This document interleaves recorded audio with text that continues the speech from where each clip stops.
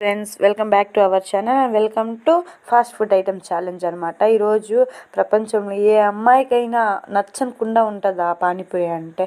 ఈరోజు పానీపూరి మసాలా ఎలా చేసుకుందాం చూసేద్దామా. రోజు బయట ఎక్కడ తింటామండి, బయట తింటే హెల్త్ పాడైపోద్ది.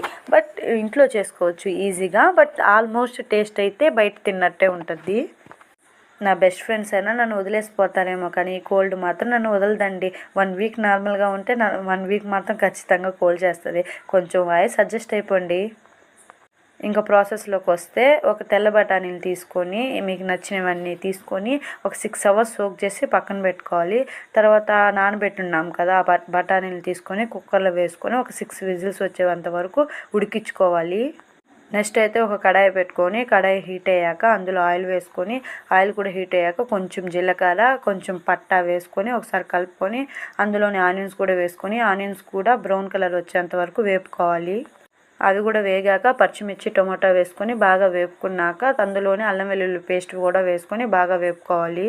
అన్నీ బాగా వేగాక అందులోనే పసుపు వేసుకొని బాగా ఒకసారి కలుపుకొని వేపుకోవాలి.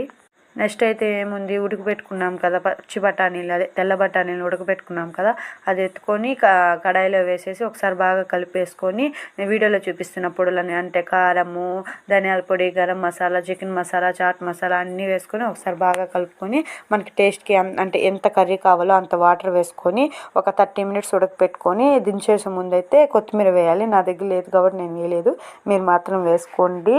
30 మినిట్స్ ఉడకనిచ్చి దించేస్తే టేస్టీ పానీపూరి మసాలా అయితే రెడీ. మరొక రెసిపీతో మళ్ళీ కలుద్దాం. వీలైతే లైక్, సబ్స్క్రైబ్ చేసుకుని వెళ్ళొచ్చు కదా. బాయ్.